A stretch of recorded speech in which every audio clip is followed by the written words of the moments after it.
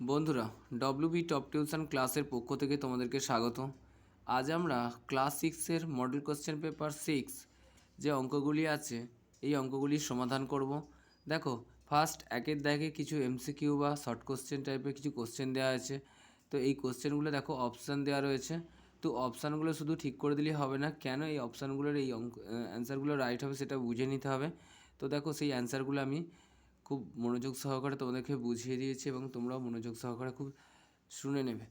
তো দেখো, ফার্স্ট একের দাগে যে কোশ্চেনটি রয়েছে, সঠিক উত্তরটি নির্বাচন করো। 40-এর রোমান সংখ্যা হলো কত? দেখো, 40-এর রোমান সংখ্যা আমরা তো এখানে প্রশ্নবিচিত্রা অ্যান্সার দেওয়া রয়েছে, আমরা দেখে বলে দিতে পারবো যে এইটি হবে, কিন্তু এটি কেন সেটি আমি খাতায় তোমাদেরকে দেখিয়ে দিচ্ছি। তো দেখো অঙ্কটিকে আমরা খাতার মধ্যে তুলে নিয়েছি। 40-এর রোমান সংখ্যা হলো এল এক্স, বাম দিকে এক্স দেওয়া আছে, এল প্রথমে দেওয়া রয়েছে।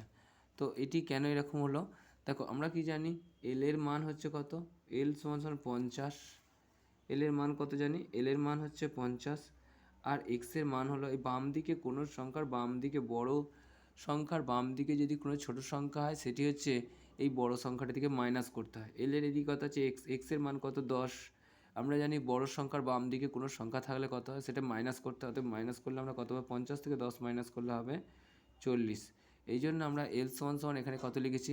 এল সমান সমান আমরা এখানে লিখেছি এল এক্স, অর্থাৎ এল থেকে 10 বাদ 40। পরে যে কোশ্চেনটি আছে, পরের কোশ্চেনটি দেখো, প্রকৃত ভগ্নাংশের মান সর্বদা একের থেকে বড় হবে, একের থেকে ছোট হবে, একের সমান সমান হবে, শূন্যর সমান সমান হবে। এর মধ্যে কোনটি অ্যান্সার হবে তোমাদেরকে বলতে বলা হয়েছে। দেখো, অঙ্কটিকে খাতার মধ্যে আমরা করে দিয়েছি। প্রকৃত ভগ্নাংশের মান সর্বদা একের থেকে ছোট হবে, একের থেকে ছোট প্রকৃত ভগ্নাংশ। কেন? দেখো, আমরা প্রকৃত ভগ্নাংশ বলতে কোনগুলিকে বুঝি? ধরো এখানে সাপোজ রয়েছে, ধরো 3/4 বা 1/2, যেগুলিকে আর ভাঙাও যাবে না, কোনো উপর নিচে ভাঙা যাবে না, বা আমরা যদি ভাগ করি সেটা একের থেকে ছোট মান বেরোবে, সেগুলোকে আমরা বলবো প্রকৃত ভগ্নাংশ। দেখো, আমরা যদি 4 দিয়ে 3কে ভাগ করি, আমরা কি পূর্ণ সংখ্যা 1 বা 1-এর বেশি পাবো না। সেক্ষেত্রে ওই জন্য বলা হয়েছে কি প্রকৃত ভগ্নাংশের মান সর্বদা 1-এর থেকে ছোট হবে।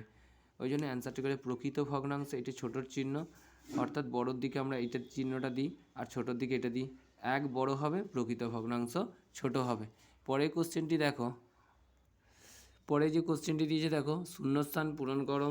তোমার এখন বয়স এক্স বছর, অর্থাৎ প্রশ্ন করেছে, তিনি বলেছেন যে তোমার বয়স এক্স বছর ও তোমার ভাইয়ের বয়স ওয়াই বছর। 5 বছর পর তোমাদের দুজনের বয়সের সমষ্টি কত? সমষ্টি হবে ড্যাশ। দেখো, এখানে 5 বছর পর বললে এই এক্সেরও 5 বছর বাড়বে, ওয়াইয়েরও 5 বছর বাড়বে, তখন দুজনের বয়সের সমষ্টি হবে। বর্তমানে এখন দুজনের বয়স কত, সমষ্টি কত হবে? তো দেখো, অঙ্কটিকে আমরা খাতার মধ্যে তুলে নিয়েছি। আমার বয়স এক্স বছর এবং আমার বোনের বয়স হচ্ছে ওয়াই বছর, অতএব আমাদের দুজনের মোট বয়স, মোট মানে কি যোগ করতে হয়, এক্স প্লাস ওয়াই বছর হলো আমাদের দুজনের মোট বয়স। অতএব 5 বছর পর আমাদের দুজনের মোট বয়স হবে কত? আবার 5 বছর পর আমাদের দুজনের মোট বয়স হবে কত হবে? আগে আমাদের কত ছিল? এক্স প্লাস ওয়াই, এটা তো থাকবেই, তার সাথে আরও কি প্লাস হবে? আরও প্লাস হবে, দুজনেরই 5 বছর করে বাড়বে, তাই 5 × 2 আমরা এটা করতে পারি। অতএব দেখো, আমরা যদি এই দুটোকে এখন ব্র্যাকেটের বন্ধনীর বাইরে বের করি, কত? এক্স প্লাস ওয়াই, এই প্লাসটা দিয়ে দিলাম, 5 দোকানে কত? 10। অর্থাৎ এখন আমরা বলতে পারি 5 বছর পর আমাদের মোট বয়স এক্স প্লাস ওয়াই প্লাস 10। অর্থাৎ আমরা কি অ্যান্সার লিখব? 5 বছর পর আমাদের দুজনের দেখো 5 বছর পর আমাদের দুজনের বয়সের সমষ্টি হবে কত, এইটা হবে। অর্থাৎ বলতে পারি এক্স প্লাস ওয়াই প্লাস 10। 10টা কেন হলো বুঝতে পেরেছো? অর্থাৎ 5 বছর পর ধরো তোমার যদি এখন বয়স 10 বছর থাকে, 5 বছর পর তোমার বয়স হবে 15 বছর। আর 5 বছর শুধু তোমার বয়সটা বাড়লে তোমার বোনের বয়সটা থেমে থাকবে না, সেক্ষেত্রে তারও 5 বছর বাড়বে। অর্থাৎ দেখা গেলো কি দুজনের যদি 5 করে বাড়ে 10 বছর, আর আগে যেটা ছিল সেটা দুজন মিলে হচ্ছে এক্স প্লাস ওয়াই প্লাস 10। এটি হলো অ্যান্সার। পরের কোশ্চেনটি দেখো। এরপর যে কোশ্চেনটি দেওয়া আছে দেখো, বলছে শূন্যস্থান পূরণ করে এক সরল কোণ সমান ড্যাশ সমকোণ, কতগুলি সমকোণ সেটি আমাদেরকে নির্ণয় করতে বলা হয়েছে। দেখো অঙ্কটিকে আমরা খাতার মধ্যে সমাধান করে দিই। দেখো অঙ্কটিকে আমরা খাতার মধ্যে তুলে নিয়েছি। এক সরল কোণ সমান ড্যাশ সমকোণ। আমরা সরল কোণের মান কত জানি? সরল কোণের আমি এখানে একটু বিস্তারিতভাবে করে দিচ্ছি, এটা তোমরা জাস্ট পরীক্ষার খাতায় শুধু অ্যান্সারটুকু বসিয়ে দিলেই হবে। আমি এখানে রাফ করে দিচ্ছি। দেখো এক সরল কোণ মানে কত? এক সরল কোণ মানে হলো, এক সরল কোণ মানে হচ্ছে, দেখো সরল কোণের মান আমরা কত জানি? সরল কোণ সমান 180 ডিগ্রি। আর সমকোণ মানে কত? সমকোণ মানে হলো 90 ডিগ্রিকে আমরা সমকোণ বলি, 180 ডিগ্রি সরল কোণ। এরকম এই সরল কোণটি থেকে কতগুলি সমকোণ পাওয়া যাবে? আমরা দেখো 90 দিয়ে যদি 180কে ভাগ করি কত হবে? 90 দুকোণে হয় 180। তো আমরা কটা সমকোণ পেলাম? দুটি। অতএব আমরা এখানে অ্যান্সার হিসেবে লিখতে পারি এক সরল কোণ সমান সমান 2 সমকোণের সমান। ঠিক আছে। তো পরের যে কোশ্চেনটি আছে দেখো, এরপর যে কোশ্চেনটি আছে দেখো, এখানে বলা হয়েছে বৃত্তের ব্যাস সমান, অর্থাৎ ব্যাসের সমান হতে গেলে 2 এর সাথে কিসের গুণ করলে আমরা এই ব্যাসের যা মান হবে এইটিরও তাই মান হবে, সেই জন্য মাঝখানে ইকুয়াল সাইন দেওয়া আছে। দেখো অর্থাৎ বৃত্তের ব্যাস সমান সমান আমরা 2 ইন্টু কত বলতে পারি? তো দেখো খাতায় আমরা করে দিচ্ছি অঙ্কটিকে। তো দেখো এখানে বৃত্তের ব্যাস বলা হয়েছে। এখানে যদি আমরা এরকম একটা বৃত্ত অঙ্কন করি, এটা বৃত্ত অঙ্কন করলাম, এই পুরো অংশটিকে বৃত্তের ব্যাস বলা হয়। এখানটায় বৃত্তের কেন্দ্র থাকে। আর দেখো এই পুরো অংশটা বৃত্তের ব্যাস। আর এইখানে যদি আরও একটি বৃত্ত অঙ্কন করি, দেখো আরও একটু আমরা বৃত্ত অঙ্কন করলাম, এইখানটা যদি কেন্দ্র হয়, এখান থেকে এটা হচ্ছে ব্যাসার্ধ। দেখো এইখান থেকে যদি এটা একটা ব্যাসার্ধ হয়, একটা ব্যাসার্ধ দিলাম, আর এইখান থেকে আর একটি ব্যাসার্ধ দিলাম, তা দুটো ব্যাসার্ধ দিলে একটা হচ্ছে ব্যাস তৈরি হচ্ছে। তাহলে আমরা বৃত্তের ব্যাস সমান সমান কত বলতে পারি? 2 ইন্টু কী হবে? ব্যাসার্ধ হবে। ব্যাসার্ধ আমরা বলতে পারি না, 2 ইন্টু ব্যাসার্ধ, অর্থাৎ এইখান থেকে এইখান পর্যন্ত একটি ব্যাসার্ধ, আর এইখান থেকে এইখান পর্যন্ত একটি ব্যাসার্ধ, দুটো ব্যাসার্ধ মিলে একটি ব্যাস তৈরি হয়। অর্থাৎ বলতে পারি 2 ইন্টু ব্যাসার্ধ হচ্ছে বৃত্তের ব্যাস সমান সমান বৃত্তের ব্যাস। পরের কোশ্চেনটি আমরা দেখে নেব। পরে যে অঙ্কটি দিয়েছে দেখো, বলছে যোগ করো 75, 53, 214 প্লাস 53, 267 প্লাস 23, 45, 6 এই সংখ্যাগুলিকে যোগ করতে বলা হয়েছে। তো দেখো এইগুলোকে যদি আমরা উপর নিচে রেখে যোগ করে দিই তাহলে কি পাবো? এই অঙ্কগুলির সমষ্টি করলে দেখো আমরা এইরকমভাবে অঙ্কগুলির সমষ্টি করতে পারি। তো দেখো তোমাদের এক লাইনে করার প্রয়োজন নেই, তোমরা উপর নিচে করে এই সংখ্যাগুলিকে আমরা খাতার মধ্যে তুলে নিয়েছি। আমরা যদি এই তিনটি সংখ্যা যোগ করি, ফার্স্ট টাইম ধরো 75, 53, 214 সংখ্যাটিকে তুলে নিলাম। এবার এই সংখ্যাটিকে আমরা একটু উপরে একক দশক করে দেবো। একক, দশক, শতক, হাজার, অযুত, লক্ষ, আর এই হলো নিযুত। তো দেখো এই সংখ্যাগুলিকে আমরা যদি সমষ্টি, এটির সাথে এই পরের সংখ্যাটি আছে 53, 267, দেখো এই দিক থেকে 7, ডান দিক থেকে পূরণ করে 7, 6, 2, 3 আর এই 5কে আমরা এখানে বসালাম, এখানে প্লাস চিহ্নটা দিয়ে দিলাম। তারপরে দেখো এখানে কত আছে 6, এই 5কে এখানে দিলাম 5, এই 4কে এখানে দিলাম 4, আর এই 3কে আমরা এখানে দিলাম 3, আর এই 2কে আমরা এখানে দিলাম। দেখো এই প্লাস চিহ্নটা এখানে দিয়ে দিলাম। এবার এদের যদি আমরা যোগ করে সমষ্টি করি কত পাবো? সমষ্টি করলে পাবো দেখো 7 আর 6 13, 13 আর 4 কত হবে? 17, 13 আর 4 7 আর 6 13, 13 আর 4 17, 7 হাতে 1, ছয় আছে 12, একে 13, 3 হাতে 1, 5, 6, 7, 8, 9 হলো। আর 3টে 3-এর যোগফল কত হলো? 9। 5 আর 5 10 আর 2 12, 2 হাতে 1, 5 আর 1 6, 1। এই সংখ্যাটি আমরা পেলাম। অতএব হচ্ছে 76, 29, 937, এই সংখ্যাটি আমরা পেলাম। অতএব বলতে পারি, অতএব আমরা অ্যান্সার হিসেবে কি লিখতে পারি? সংখ্যাগুলির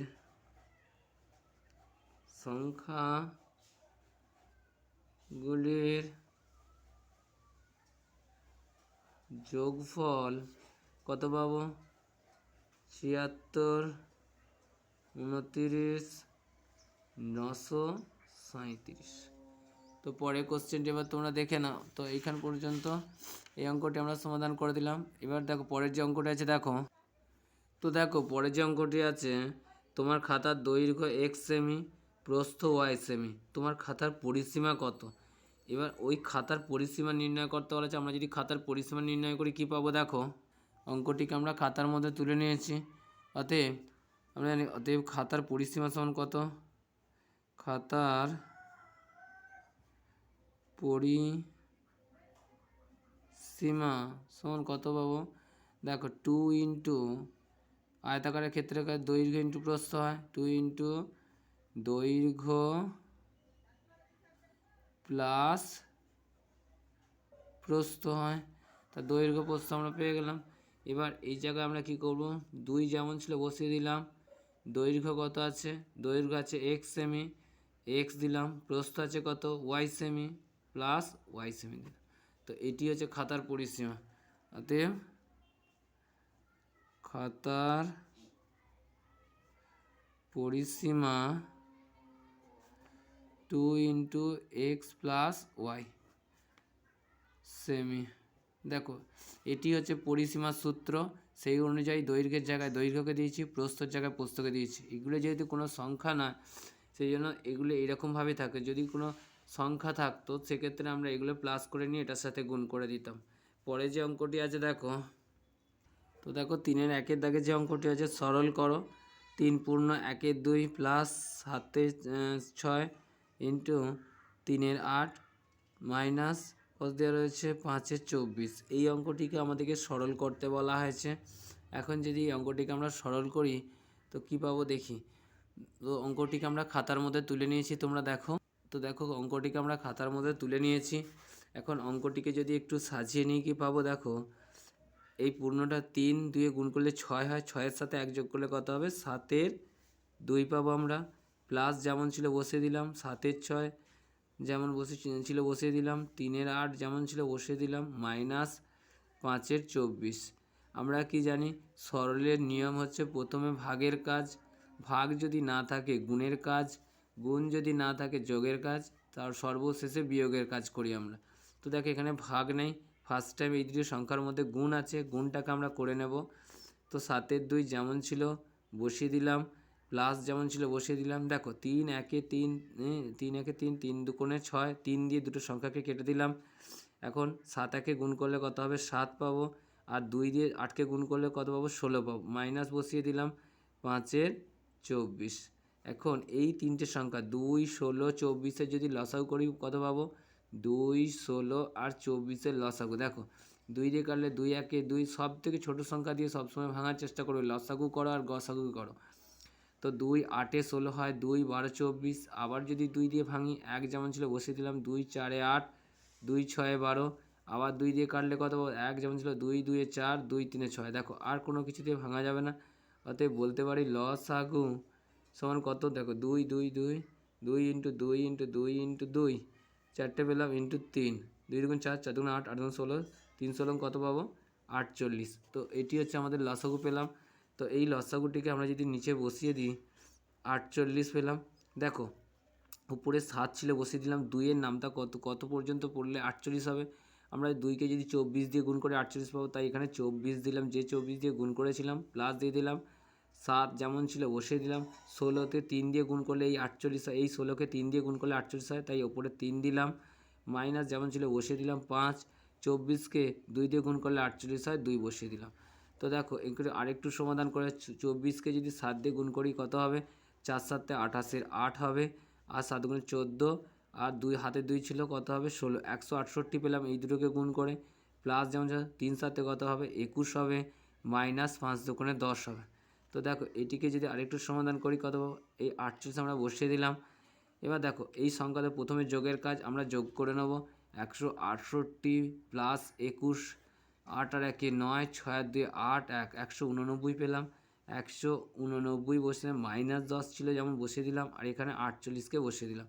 দেখো 89 থেকে যদি 10 বাদ দিয়ে আমরা কত পাবো, 9 যেমন ছিল নেমে গেল, 7 দিতে 8, 179 পেলাম। দেখো 179 মাইনাস 48,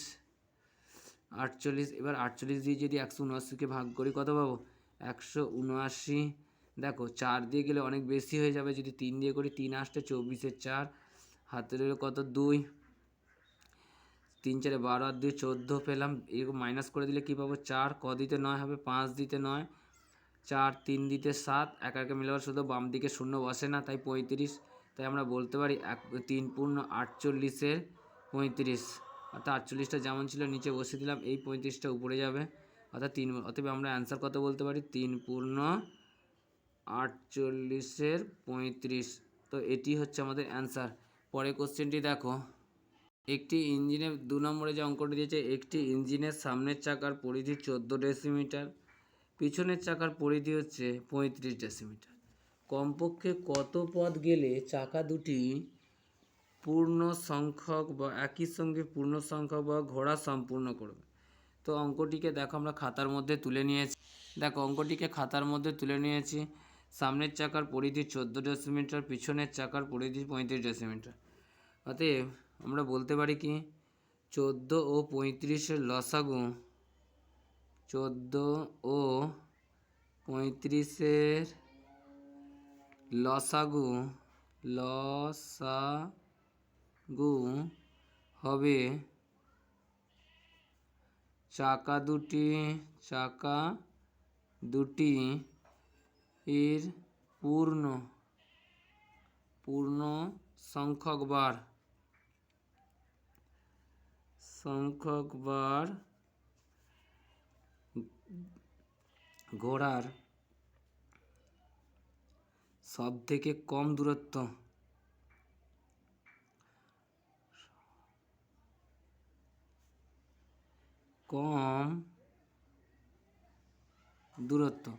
তাহলে কি পেলাম 14 35-এর লসাগু হবে চাকা দুটি পূর্ণ সংখ্যক বা ঘোড়ার সব থেকে কম দূরত্ব, তাহলে আমরা কি করব, তাহলে এই 14 আর 35 সামনের চাকার পরিধি পিছনের চাকার পরিধি লসাগু করব।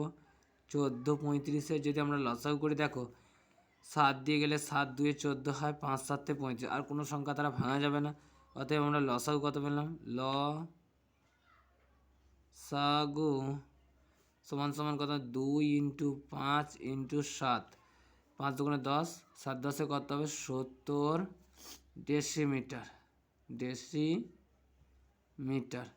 অতএব আমরা অ্যান্সার কি লিখব, অ্যান্সার হিসেবে লিখতে পারি কমপক্ষে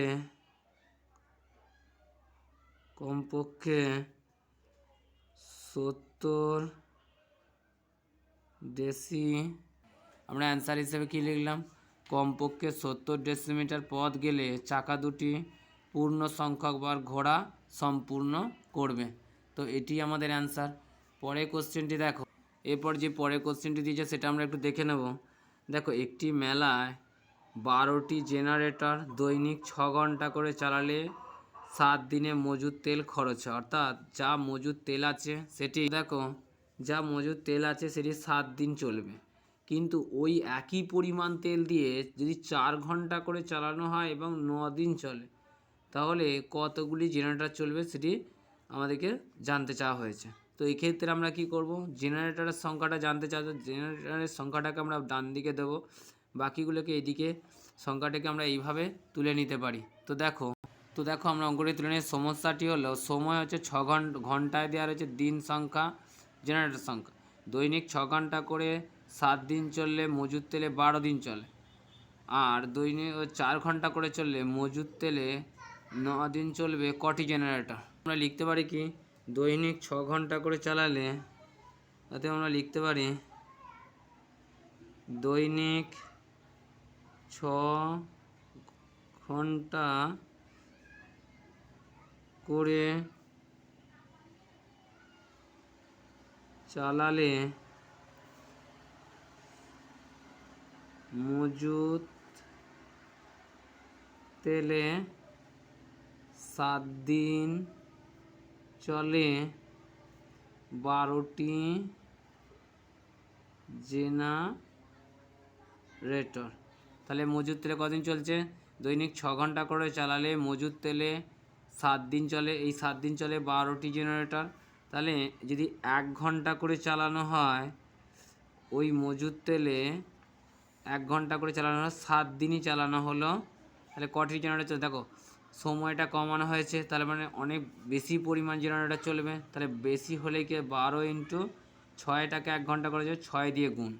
এবার 1 ঘন্টা করে মজুত তেলে 7 দিন না বলে 1 দিনেই তেলটাকে শেষ করা হবে, অথবা তেলটাকে খরচ করা হতে পারে। তাহলে কতগুলি জেনারেটর চালাতে হবে? এক্ষেত্রেও অনেক বেশি পরিমাণ জেনারেটর চালাতে হবে। যখনই দিন সংখ্যাটা কমে আসবে তখনই জেনারেটরের সংখ্যাটা বেশি হবে। তাহলে অনেক বেশি পরিমাণ জেনারেটর চালালে যে মজুত তেলটি ছিল সেটি খরচ করা যাবে। তাহলে বেশি হওয়া মানে কি গুণ 12 ইন্টু 6 ইন্টু 7, অর্থাৎ 7 দিলাম। এবার দেখো পরে কি বলা আছে, 1 ঘন্টার পরিবর্তে যদি 4 ঘন্টা করে চালানো হয়, 1 ঘন্টার পরিবর্তে যদি 4 ঘন্টা করে চালানো হয় একদিন, তাহলে দেখো জেনারেটর এক্ষেত্রে দেখো 1 ঘন্টা করে একদিন চালিয়ে যতগুলি জেনারেটর চলতো সেটা যদি 4 ঘন্টা করা হয়, তাহলে জেনারেটর বেশিক্ষণ চললে বেশি তেল খরচ হবে। সেক্ষেত্রে কী হবে, জেনারেটরটা কম চলবে, জেনারেটরে কম সংখ্যক জেনারেটর চলবে। সেক্ষেত্রে কম হলে কী হয়, ভাগ, অর্থাৎ 12 ইন্টু 6 ইন্টু 7 ডিভাইডেড বাই কত, 4। এবার দেখো 4 ঘন্টা করে যদি চালানো হয়, একদিন নয়, একদিনের পরিবর্তে বলে 9 দিন ধরে চালাতে হবে। 9 দিন ধরে, অর্থাৎ দিন সংখ্যা বাড়লে জেনারেটরের সংখ্যাটাও কম চলবে, কারণ বেশি দিন ধরে চললে বেশি পরিমাণ তেল খরচ হবে। সেক্ষেত্রে আরও কম জেনারেটর চলবে।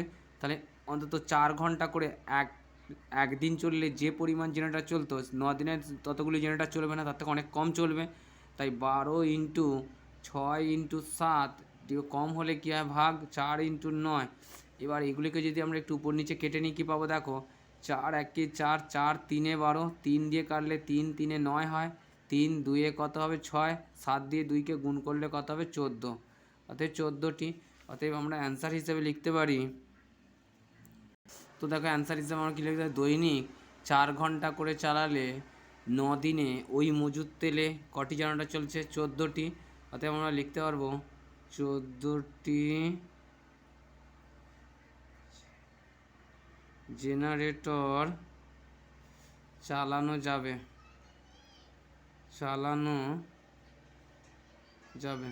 তো এটি আমাদের অ্যান্সার। পরে যে কোশ্চেনটি দিয়েছে দেখো, আমাদের 4-এর দাগে যে অঙ্কটা এ বি সি এর মান কত হবে, সি গণিত, এখানে মাঝখানে গুণ চিহ্ন দেওয়া রয়েছে, এ বি এর মধ্যে গুণফল করতে হবে, এ বি এর প্রথমে মান নির্ণয় করতে হবে, এ আর বি এর মান নির্ণয় করতে হবে, যে মানটি বেরোবে তাদের গুণ করলে আমরা সি এর মান পাবো। আর এর মান হিসেবে কত দেওয়া আছে, 1-এর 4 ইন্টু 2-এর 5, এদের 2-এর 3, এদের দুজনের মধ্যে গুণ করতে বলা হয়েছে। এদের যেটি গুণফল বেরোবে সেটি হচ্ছে এ এর মান। এবার দেখো বি এর হিসেবে দেওয়া হচ্ছে 1-এর 4 ইন্টু 4-এর 5, এদের দুজনের যেটি গুণফল বেরোবে সেটা বি এর মান। এদের দুজনের গুণফল বেরোনোর পর তার এ ও বি এর গুণফলটিকে যদি আমরা গুণ করি সি এর মান পাবো। দেখো অঙ্কটিকে আমরা খাতার মধ্যে তুলে নিয়েছি, আমরা বলেছি কত, এ বি সি এর মান, এ বি সি এর মান আমরা দেখো এখানে তুলে নিচ্ছি, C into A B.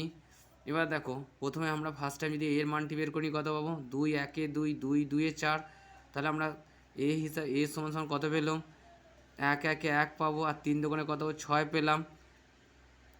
R B কত পাবো, এই 4-1-এ 4, 4-1-এ 4, তো 4 দিয়ে কেটে নিলে আমরা কত পেলাম, এখানে বি সমান কত পেলাম দেখো, 1-1-এ গুণ করলে 1 হবে, আর 5-1-এ গুণ করলে কত হবে, 5 হবে। তাহলে এইটা আমরা এ ও বি এর মান পেলাম। অর্থাৎ সি এর মান কত, সি সমান এ ইন্টু বি।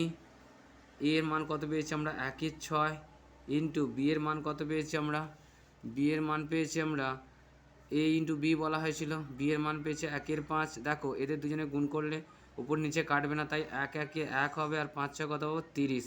অতএব আমরা বলতে পারি এখান থেকে কী পেলাম, এ সমান সমান অতএব এ সমান সমান কত পাচ্ছি আমরা 1/6, বি সমান সমান কত পেলাম আমরা 1/5, সি সমান সমান কত পেলাম 1/30, তো এটি আমাদের অ্যান্সার। তো বন্ধুরা আজ এই পর্যন্তই, পরবর্তী ক্লাসগুলো তোমাদের আমি খুব তাড়াতাড়ি দিয়ে দেওয়ার চেষ্টা করছি।